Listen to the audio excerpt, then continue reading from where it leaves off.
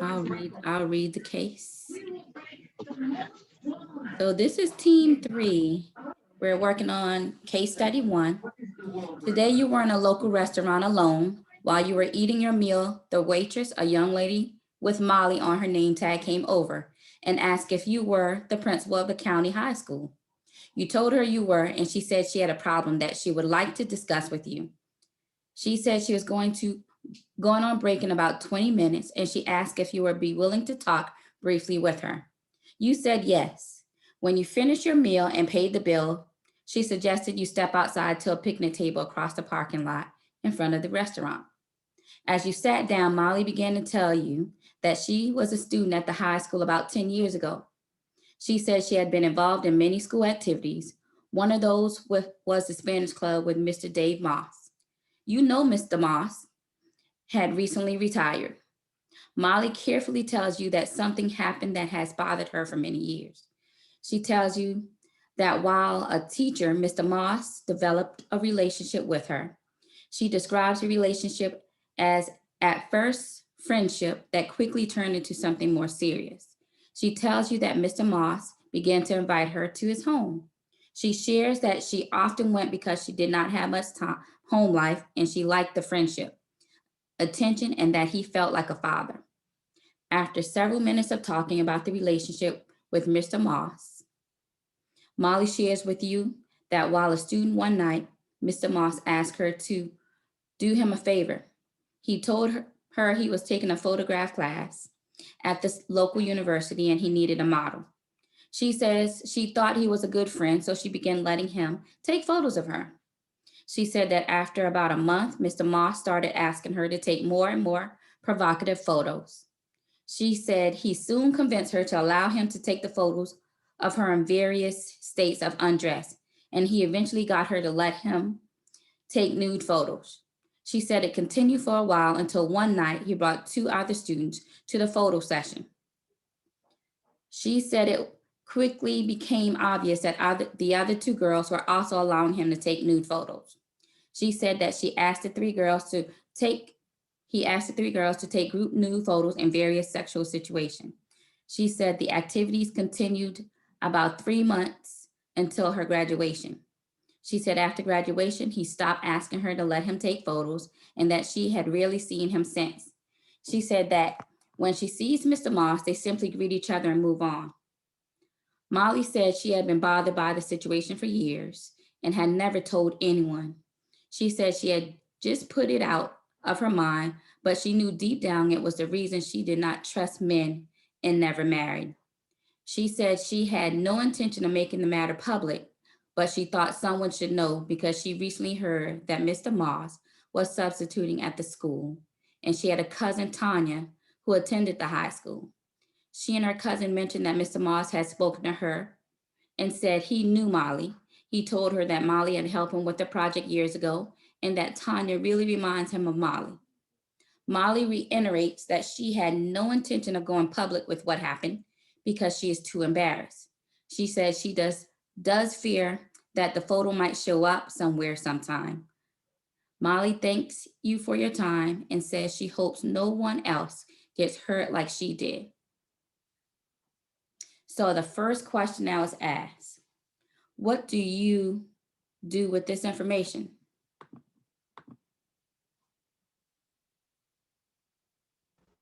My opinion of what you do with this information is that you take it to your superintendent or your central office, maybe whoever your legal aid is, so that you can get advice from them of how to further pursue this, what the protocol is as far as dealing with it.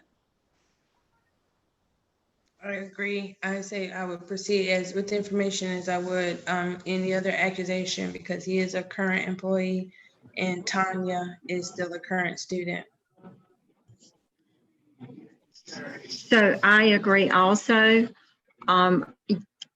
It needs to be reported to the superintendent. The school board lawyer needs to be contacted because all reports of sexual harassment should be taken seriously and investigated promptly. You know,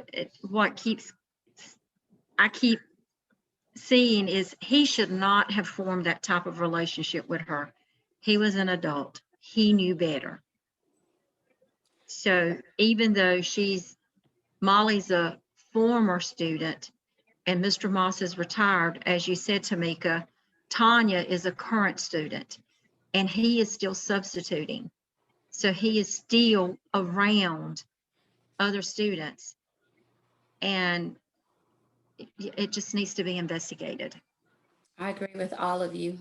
As any other accusation, we have to make sure we follow proper protocols. Following the proper protocols and making sure we jump on it immediately. Yes. And contacting the superintendent, and Penny mentioned the lawyers for the district so we can make sure we follow the proper protocol. Yes. And, you know, Molly said that they were not sexually active, but she did say he had posed her in various sexual situations with the other girls and that he was taking nude photos of them all. That right there was illegal. In addition to that, she mentioned it was like 10 years ago. So as mentioned in our school law book that we had last class, that a lot of things do have a statute of limitation, but when it comes down to a situation like this, the law will probably still carry on the case. So those limitations kind of go out of the window. Yeah, because I think even though with the statute of limitations, they, like she said about the photos showing up anywhere, if he's still producing them or publishing them, posting them on the internet, that makes it more current. So that's why I think the district council should definitely get involved, because it would probably end up being much bigger than what they thought if he's producing those child images. The second question is, will Mr. Moss continue to substitute? So what do you think? I think that initially he should not be able to substitute while this investigation is open. So probably as soon as you find out the information, go ahead and just put that to a halt until it can be thoroughly investigated. And I agree with you, Sarah. Until it's been resolved, I do not think he should be substituting. I keep thinking that if he singled out Molly's cousin, it's entirely possible that he's still preying on young girls. And even though Molly waited 10 years for the allegations need to be investigated. And just because there's allegations, it doesn't mean he's guilty. However, it needs to be investigated and he needs to be placed on leave until it has been resolved. I agree. Going back to our due process, we can't make him guilty. So the investigation,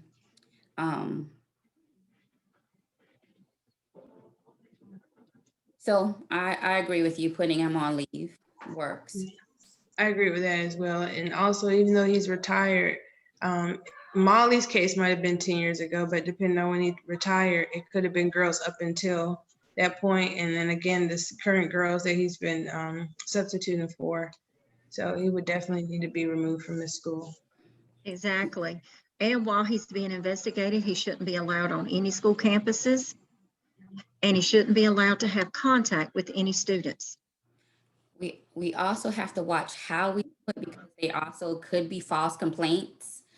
So we don't want to, in the process, until we have completely thoroughly investigated, put it out there, because it can destroy his reputation, even though that he is a sub.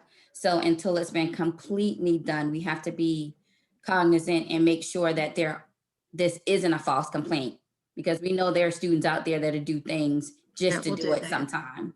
Yeah, and you're right. But it's also possible that she didn't say anything because she was afraid to when she was in school. Because she did say that she was uncomfortable with it, but because she trusted him and she had that relationship, she felt like what he was asking her to do was okay. And she looked at him, she said she looked at him as a father figure. So that speaks volumes of her home life. I'm gonna read the last few together because I think we've kind of touched on them all. It says, Well, and about the substitute thing, I'm sorry, Latasha, I didn't mean to interrupt you, but I was also thinking, like, he's a substitute. Does he even need to be put on leave, right? Because unless he is like some type of long-term substitute, then it's usually a day-by-day basis. So it's a choice of whether or not you would call to activate them. So it'd just be a That's choice true. that we are not choosing to employ him for that day, that we would just take him off of that sub list for right now. So that may be one way of easing that whole investigation issue and being careful for the defamation of character. We would just choose not to use him and remove him from our sub list. Now, he would need to be removed from the sub list because that way you won't have to advertise that he's being investigated for sexual misconduct. I have to say, a lot of it is electronic now, so I think HR would be able to handle it, like blocking, picking out the subs. If he already picked up some prior, they should be able to connect with him to let him know that, Which I think kind of goes into the next two questions too. which are, it says, how will you handle this? Will you tell anyone, deal with the situation, or will you leave it alone? Which we've been talking about it as we were speaking. So it does need to be handled. It's got to be investigated. Sexual misconduct is a serious allegation, and the rights of both the victim, which is the student, and the accused employee have got to be considered. And you kept saying it, Latasha, due process. It needs to be handled quickly, and it's got to be thoroughly investigated. And that's critical because he could be preying on other students. And I like to refer back because she says 10 years ago, things may have been a little bit different. And I think with this situation coming up and referring back to our school law, like that prevention, we talked about the Title IX, making sure at the beginning of school that the teachers, the students, and parents know the policies and procedures. Everybody has the training, timely reporting. So like we said, going and making sure we report it. There has to be clear guidelines for reporting so they know how to report. Because I think if she felt comfortable reporting it back then, it would have been reported back then. If she felt, because we do a lot of anonymous stuff, if she felt or knew what to do, she would have did it back then. As I was reading, they say strong leaders should communicate and enforce policies and procedures. So as a leader of the school, you need to make sure you are communicating what the policies are and making sure those policies are followed, enforced.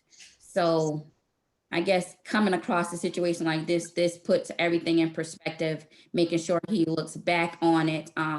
Because if we wait till the end of the middle of the year and calling out the students or the teachers on these situations, we may get ourselves in a bind. So. Yeah, and I think the part when it says, would you tell anyone, just being extremely careful on who you even discuss it with, because over a 10-year period, there's going to seem like there's going to be like 2 cases going, like the school's investigation, the county, plus it could possibly be a criminal investigation. And especially if he's taking photos and upload them, all that, I mean, that could just be huge. You don't know who was involved in everything. So I think you will definitely limit on, just counsel, superintendent, on who you even discuss it with, because it could even been known to any other staff members or anything. So that would just definitely be something that would not be a topic of discussion at the school level, in my opinion.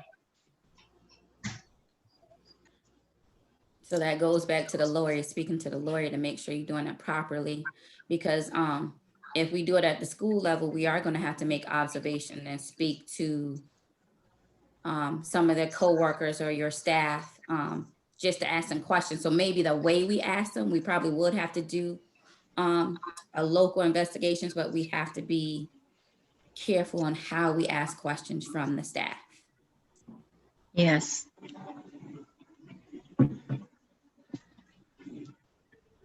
And I think it would be a good time to do reminders of the training and the reminders and the guidelines, I think that would be the perfect time to do a review and make sure everyone understands, you know, what's acceptable and what's not acceptable. That type of relationship to where she was comfortable as into going to his home is not acceptable. It is not. And that was mentioned in our school law book. You know, there are some situations where you just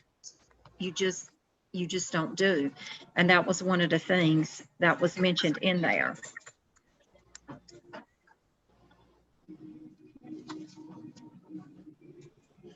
Okay, do we have anything else to add to this case? All right, so at this time, this ends our discussion for case number 1.